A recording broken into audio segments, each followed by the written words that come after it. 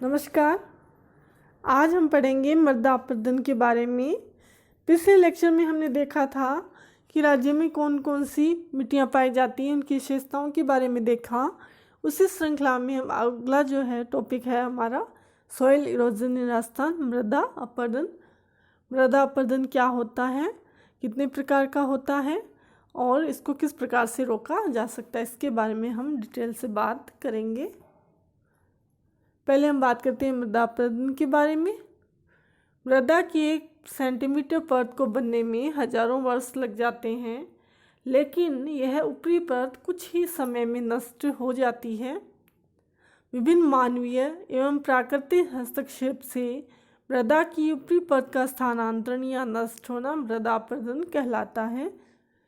पिछले लेक्चर में हमने बात की थी कि मिट्टी का निर्माण कैसे होता है। मूल चट्टानों के अपक्ष और अपरदन से जो वो टूट कर बिखर कर कणों में परिवर्तित होती है और उन्हीं कणों से जो है मिट्टी का निर्माण होता है। लेकिन इस प्रक्रिया में काफ़ी समय लगता है, हजारों वर्ष लग जाता है। लगभग 1 सेंटीमीटर मोटी जो मिट्टी की परत उसको बनने में हजारों वर्ष लगते हैं।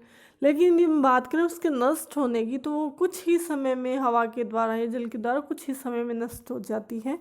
तो विभिन्न प्राकृतिक एवं मानवीय कारक ऐसे हैं जो कि मृदा अपरदन के लिए जिम्मेदार है, उसको बढ़ावा देते हैं। जैसे वर्षा का होना है तो वर्षा होगी, पानी तेजी से मूसलाधार वर्षा में पानी तेजी से गिरेगा तो उससे मृदा नष्ट होती है, पानी के साथ बह जाती है, अवनालिकाओं का निर्माण हो जाता है। तो इस प्रकार विभिन्न कारक है, कहीं पे प्राकृतिक कारक है, कहीं पे मानव भी जिम्मेदार है मृदा अपरदन के लिए। मृदा को अपने स्थान से विविध क्रियाओं द्वारा हटाया जाना मृदा अपरदन कहलाता है। यदि हम एक लाइन में यदि देखें कि मृदा अपरदन क्या है, तो विविध क्रियाओं के द्वारा, चाहे वह जल के द्वारा है, चाहे वो वायु के द्वारा है या अन्य किसी भी जो कारक के द्वारा यदि मिट्टी को अपने स्थान से हटा दिया जाता है तो उसे क्या कहा जाता है, मृदा अपरदन कहा जाता है। मृदा मानव जीवन का आधार है, इसी कारण मृदा विशेष तौर पर मिट्टी की उपजाऊ परत नष्ट होने से कृषि कार्य भी प्रभावित होता है। तो मिट्टी की जो ऊपरी परत नष्ट होती है उससे हमारा जो कृषि कार्य प्रभावित होता है, क्योंकि जो फसलें हैं वो किस में उगाई जाती है, मिट्टी में। और जो मिट्टी की जो सबसे ऊपरी परत होती है वो सबसे उपजाऊ होती है, और जब अपरदन होगा तो उसी परत का होगा, क्योंकि हवा के संपर्क में या जल के संपर्क में मिट्टी का कौन सा भाग आएगा, सबसे ऊपरी भाग आएगा। तो जो मिट्टी ऊपरी परत जो सबसे उपजाऊ होती है वही क्या हो जाती है, नष्ट हो जाती है। और वो नष्ट हो जाती है, उसका उपजाऊपन कम हो जाएगा तो कृषि कार्य भी प्रभावित होगा और जो उत्पादन है वो कम होगा। पेड़ पौधे तथा मानवीय सभ्यता अस्तित्व के लिए मिट्टी आवश्यक है। पेड़ पौधों का विकास भी मिट्टी में होता है, तो हमारे अलावा पेड़ पौधे भी जो है वो मृदा अपरदन से प्रभावित होते हैं। अब अगला हम देखते हैं मृदा अपरदन के प्रकार की मृदा अपरदन कितने प्रकार का होता है। 5 प्रकार का। पहला है अवनालिका अपरदन, दूसरा है उत्खात भूमि, तीसरा है जलीय चादीय अपरदन, अगला जो है वो है परत अपरदन या वायु अपरदन, और अगला और लास्ट है धरातलीय अपरदन। अब इनके डिटेल से देखते हैं। पहले बात करते हैं अवनालिका अपरदन के बारे में। जब जल द्वारा किसी क्षेत्र में नाली नुमा गहरे गड्ढे बना दिए जाते हैं तो इस प्रकार का अपरदन अवनालिका अपरदन कहलाता है। चंबल नदी इस प्रकार का अपरदन करती है। तो हम देखते हैं जो वर्षा होती है या जल के द्वारा छोटी छोटी जो है वो नलिकाएं से बन जाती है। वर्षा जब होती है तो आपने भी देखा होगा, हम देखते भी हैं कि छोटी छोटी नालियों का निर्माण मिट्टी में हो जाता है। मिट्टी वहाँ से कट के चली जाती है, वहाँ भी छोटी छोटी नालियों का निर्माण हो जाता है। ये तो वर्षा के द्वारा होता है छोटे स्तर पे। जब नदियों के द्वारा वैसे ही जो नलिकाओं का निर्माण बड़े स्तर पर कर दिया जाता है तो उसे कहा जाता है अवनालिका अपरदन। और राज्य में चंबल नदी द्वारा इस प्रकार का अपरदन अधिक मात्रा में किया जाता है। अगला है उत्खात भूमि। राज्य में चंबल नदी बेसिन के अंतर्गत चंबल नदी के द्वारा निर्मित उबड़ खाबड़ नुमा आकृति जो उसको उत्खात या जो बीहड़ भूमि कहा जाता है, और इसे किस नाम से जाना जाता है, बीहड़ भूमि भी कहा जाता है।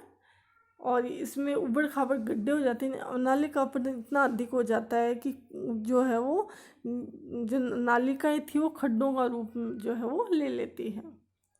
जल या चादीय अपरदन, वर्षा के जल या नदी के द्वारा मिट्टी की ऊपरी परत को बहा देना जल या चादीय अपरदन कहलाता है।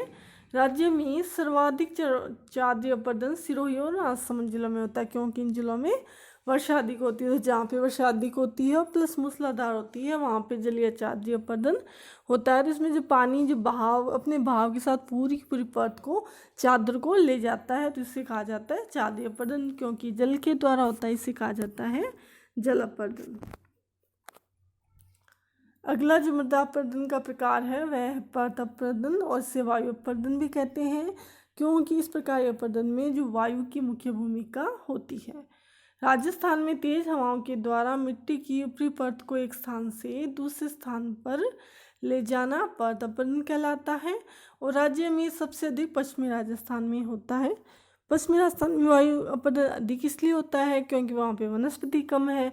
वनस्पति कम है तो क्या होगा, हवाओं के लिए अवरोध नहीं होगा, और हवाओं के लिए अवरोध नहीं होगा तो मिट्टी को एक स्थान से दूसरे स्थान पर तेज गति से जल्दी जल्दी स्थानांतरित करती रहती है। अगला है धरातलीय अपरदन।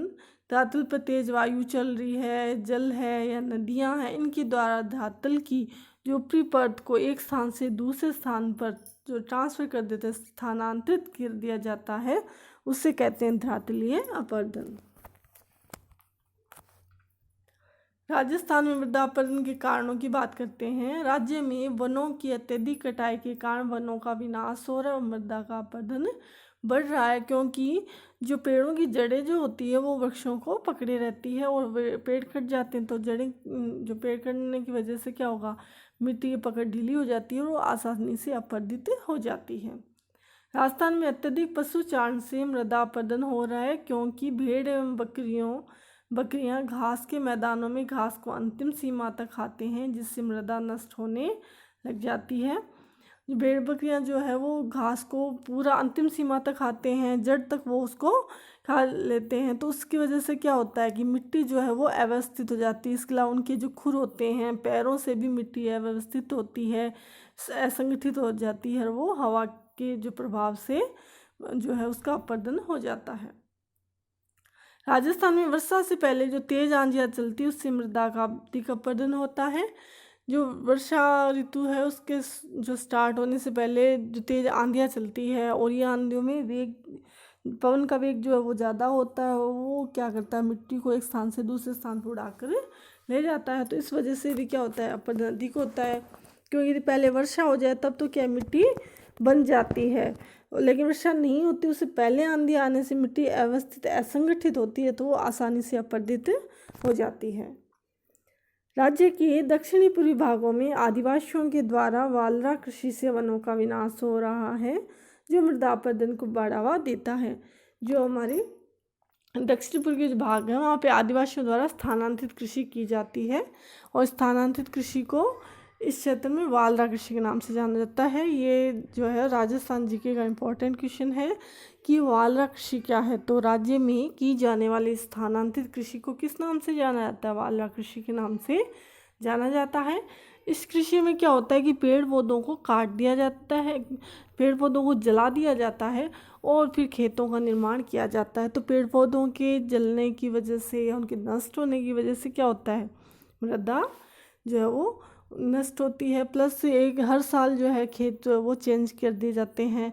तो ऐसे में क्या मिट्टी जो उपजाऊ भी नहीं रहती और मिट्टी की जो ऊपरी परत है वो नष्ट हो जाती है। राज्य में कृषकों द्वारा अवैज्ञानिक तरीके से कृषि कार्य भी मृदा अपरदन को बढ़ावा देता है। जो राज्य में जो कृषि कार्य अधिक किया जाता है, अधिकांश लोग जो है वो कृषक हैं, तो उनको इतने अधिक वैज्ञानिक तरीकों के बारे में जानकारी नहीं है जिनके द्वारा भी अच्छी तरीके से जो है मिट्टी का संरक्षण करते हुए कृषि कर सके। तो ऐसी स्थिति में क्या होता है कि वो मिट्टी के उपजाऊपन को नष्ट करते हैं या उसको असंगठित कर देते हैं। जैसे कि फसलों में चक्रण करना चाहिए, लेकिन क्या किसान है वो एक ही फसल को उगाते रहते हैं, तो जिस वजह से मिट्टी क्या हो जाती है, मिट्टी का उपजाऊपन कम हो जाता है, मिट्टी असंगठित हो जाती है। राजस्थान में कंक्रीट के जंगलों का विस्तार यानी कि जो शहरीकरण बढ़ रहा है वो भी मृदा अपरदन को बढ़ावा देता है। क्यों शहरीकरण बढ़ेगा तो धीरे धीरे क्या है, मृदा प्रदूषित हो रही है, और पेड़ों को काटा जा रहा है, पेड़ों को काटा जाएगा तो मिट्टी क्या हो जाएगी, असंगठित हो जाएगी और वो उसका आसानी से अपरदन हो जाएगा। अब हम देखते हैं मृदा अपरदन के विभिन्न प्रभाव। मृदा की उर्वरा शक्ति में कमी होती है। सबसे पहली जो बात है कि मिट्टी की जो उपजाऊपन है उसमें कमी आती है, क्योंकि मिट्टी का जो सबसे ऊपरी भाग जो होता है वो क्या होता है, उपजाऊ होता है, क्योंकि पेड़ पौधे, जैविक पदार्थ, कार्बनिक पदार्थ जो है वो उसी परत में होते हैं, और जो वही नष्ट हो जाती है तो नीचे वाली जो परत है वो उतनी उपजाऊ नहीं होती, तो मृदा उर्वरा शक्ति जो है वो कम हो जाती है। अगला है कृषि योग्य भूमि में कमी होना। तो मिट्टी जो है वो क्या उपजाऊ नहीं हो जाएगी, अनउपजाऊ हो जाएगी, बंजर हो जाएगी। प्लस जो नदियां हैं, जैसे चंबल नदी द्वारा बीहड़ भूमि का विकास किया गया, उत्खाद भूमि का विकास किया गया है, तो ये भूमि कैसे खड्डों वाली भूमि है, तो ऐसी जो कृषि कार्य समतल भूमि पे इजीली किया जाता है, तो खड्डों वाली भूमि पे जो कृषि कार्य नहीं किया जा सकता। तो इस वजह से कृषि योग्य भूमि में भी क्या हो जाती है, कमी, यानी कृषि योग्य भूमि जो उत्खाद भूमि में परिवर्तित होने की वजह से जो कृषि योग्य भूमि में भी कमी आने लग जाती है। भूमिगत जल का जो स्तर है वो गिरना। जब मिट्टी है, जब जल है वो मिट्टी को बहाकर ले जाता है। अब यदि पेड़ पौधे नहीं होंगे, मिट्टी असंगठित होगी, तो वो क्या करेगी, पानी जो है वो नीचे नहीं, रिसाव नहीं होता, नीचे की तरफ नहीं जाएगा। नीचे अगर पानी नहीं जाएगा, सोखेगा नहीं मिट्टी में, तो क्या होगा, भूमिगत जल का जो स्तर है वो कम हो जाएगा। खतरनाक तरीके से बाढ़ आना। मृदा अपरदन में क्या होता है कि मिट्टी कटती रहती है, जल के साथ वो बहती रहती है।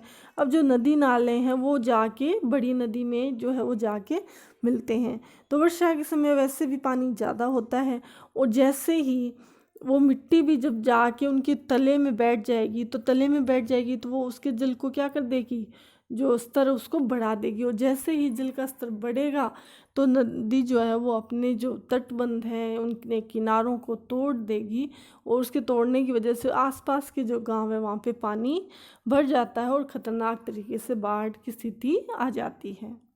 शुष्क तथा मरुस्थलीय क्षेत्र का विस्तार होना, क्योंकि जैसे जैसे उपजाऊ मिट्टी है वो नष्ट हो जाएगी, कृषि कार्य की योग्य नहीं रहेगी, तो धीरे धीरे क्या होगा, मरुस्थलीय क्षेत्र का विस्तार होगा, और जो हवा है वो इस मिट्टी को स्थानांतरित करेगी, तो मरुस्थलीय मिट्टी का विस्तार होने से क्या होगा, मरुस्थलीय क्षेत्र का विस्तार होगा। बीहड़ तथा बंजर भूमि में वृद्धि होना, जैसे नदियों के द्वारा जो बीहड़ भूमियों का विकास किया गया है, बंजर भूमि का विकास किया गया है, तो वो निरंतर बढ़ रहा है। नदियों के जल स्तर में कमी आना, नदियों का जो जल स्तर है वो क्या हो जाता है, कम हो जाता है। खाद्यान्न उत्पादन में कमी होना, परिणाम स्वरूप खाद्यान्नों के आयात में वृद्धि। यदि भूमि उपजाऊ नहीं रहेगी, उपजाऊ नहीं होगी, तो खाद्यान्न का उत्पादन कम हो जाएगा। यदि खाद्यान्न का उत्पादन कम होगा तो हमें खाद्यान्न, क्योंकि जनसंख्या बढ़ रही है तो खाद्यान्न बाहर से मंगाना पड़ेगा, यानी हमें आयात करना पड़ेगा। स्थानीय पर्यावरण पर विपरीत प्रभाव, क्योंकि मिट्टी जो है या मृदा जो है वो प्राकृतिक पर्यावरण का एक महत्वपूर्ण अंग है, पेड़ पौधों के लिए के विकास के लिए भी वो जरूरी है। अब यदि उसी में विकृति आएगी तो वो पूरे के पूरा जो पर्यावरण है, पर्यावरण की जो तत्व हैं, पेड़ पौधे हैं, उन सभी के विकास को प्रभावित करेगा। तो इस वजह से जो स्थानीय पर्यावरण पे भी क्या होगा, विपरीत प्रभाव पड़ेगा। नदी एवं नहरों के मार्ग अवरुद्ध होना, जैसे ही मिट्टी कटेगी, नदियों के साथ जाएगी, तो कई बार क्या होता है, इसकी वजह से जो नदियों के जो मार्ग अवरुद्ध हो जाते हैं, मार्ग अवरुद्ध होते ही नदी अपना रास्ता बदल लेती है, और जैसे ही वो रास्ता बदलेगी तो जहाँ दूसरी जगह जिस तरफ मोड़ वो लेगी तो उस क्षेत्र में वहाँ पे बाढ़ की स्थिति आ जाती है, तो नदी एवं नहरों के मार्ग भी अवरुद्ध हो जाते हैं। अब हम बात करते हैं कि मृदा अपरदन को रोका कैसे जा सकता है। हम क्या ऐसे उपाय कर सकते हैं कि मिट्टी का कटाव कम से कम हो। तो उसके लिए पहला जो है वो वृक्षारोपण, कि पेड़ पौधों की जो जड़ें होती है वो मिट्टी को पकड़े रहती है, जिससे अपरदन कम होता है। इसलिए यदि पहाड़ी ढलान है या नदियाँ के किनारे या अन्य जो सभी जगह यदि पेड़ पौधे हम लगाएंगे तो मिट्टी को पकड़े रहेगी उसकी जड़ें, और मृदा संरक्षण में सहायक होगी। अगला जो उपाय है वो है सीढ़ी नुमा कृषि, यानी कि कृषि जो है वो सीढ़ी नुमा खेतों के रूप में की जाए। जहाँ पे ढाल तेज होता है वहाँ पे सीढ़ियाँ बनाकर खेती करने से पानी का बहाव कम हो जाएगा, और पानी का बहाव कम हो जाएगा तो मिट्टी को अपरदन नहीं करेगी, क्योंकि जितना तेज पानी का बहाव होता है वो उतनी ही ज़्यादा जो है वो मिट्टी के कटाव को प्रोत्साहित करता है। और यदि सीढ़ियाँ बना दी जाएगी तो निश्चित रूप से पानी कैसे है, ढाल में तो पानी सीधा आएगा तो उसमें गति भी ज़्यादा होगी। सीढ़ियाँ बनाने से क्या हो जाएगा, जो पानी का वेग कम हो जाएगा, वेग कम होने से मिट्टी का कटाव कम होगा। अगला है चरागाहों का विकास करना। पशुओं की बेरोक टोक जो चराई को रोककर मृदा अपरदन को रोक सकते हैं। चराई से वनस्पति आवरण समाप्त हो जाता है एक तो, दूसरा इससे मिट्टी ढीली पड़ जाती है, और जब मिट्टी असंगठित हो जाती है तो पानी के द्वारा या हवा के द्वारा इसको बहाकर ले जाया जा सकता है। तो इस तरह जो नियोजित चराई यानी कि चरागाहों का विकास करके वनस्पति आवरण को भी बचाया जा सकता है, प्लस मिट्टी के अपरदन को भी रोका जा सकता है। ढालों पर समोच्च रेखीय कृषि, जहाँ पे तेज ढाल होते हैं, कृषि कार्य समोच्च रेखाओं के अनुसार किया जाना चाहिए। यदि समोच्च रेखाओं के समांतर हल चलाएंगे तो ढाल के साथ जल के बहाव की गति कम होगी, और क्योंकि जल का बहाव में जैसे ही गति कम आएगी तो अपरदन की क्रिया भी कम होगी। और इस प्रकार से यदि जुताई की जाए तो इस प्रकार की जुताई क्या कहलाती है, जो समोच्च रेखाओं के अनुसार की जाती है उसे कहते हैं समोच्च रेखीय जुताई। ये विशेषकर जो पहाड़ी क्षेत्र उनके लिए उपयुक्त है। तो राज्य में जो आबू पर्वतीय क्षेत्र जो है वहाँ पे इस प्रकार की कृषि की जा सकती है। अगला है वृक्षों की रक्षक कतार। पेड़ों को कतार में लगाकर रक्षक मेखला बनाई जाती है, क्योंकि जब पेड़ यदि मेखला में एक कतार में लगे हुए तो वो हवा की गति को कम करेंगे, और जैसे ही हवा की गति कम होगी तो मिट्टी जो ऊपरी परत है वो हवा से कम उड़ेगी और जो मृदा अपरदन कम होगा। तो पेड़ों द्वारा बनी जो रक्षक मेखला जो शुष्क और मुश्किल जो क्षेत्र है वहाँ पे अधिक कारगर सिद्ध होती है।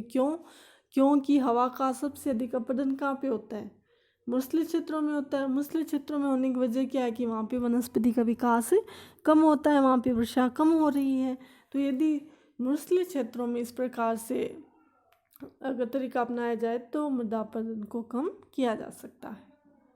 नदियों पर बांध का निर्माण, जो वर्षा ऋतु में नदियों में बांध आ जाती है, वो अपने आसपास के क्षेत्रों में जब नदी का पानी पहुंच जाता है तो वो भी क्या है कि मिट्टी का कटाव करता है।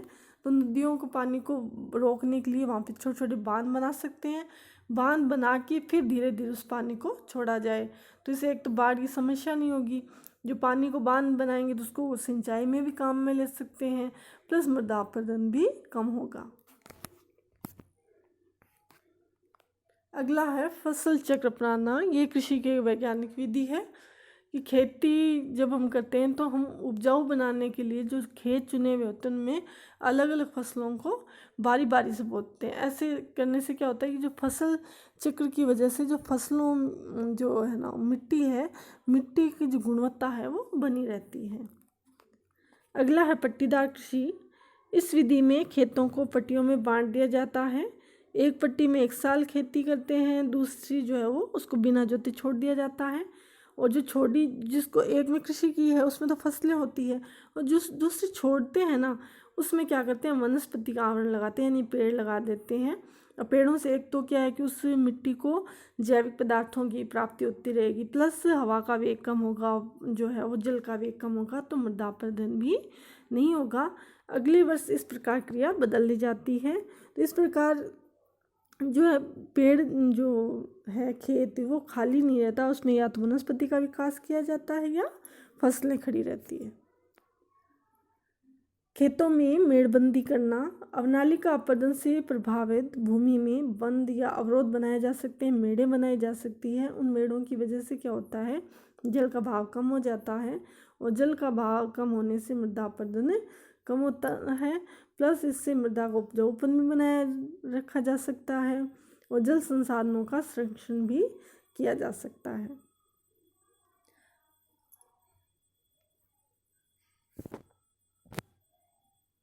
तो आज हमने बात की मृदा अपरदन के बारे में कि मृदा अपरदन किसे कहते हैं, वो हमारे जीवन को किस प्रकार प्रभावित करता है, किस प्रकार वो पर्यावरण को प्रभावित करता है, मृदा अपरदन के प्रकार क्या हैं, कारण क्या है, और किस प्रकार हम उनको रोक सकते हैं। धन्यवाद।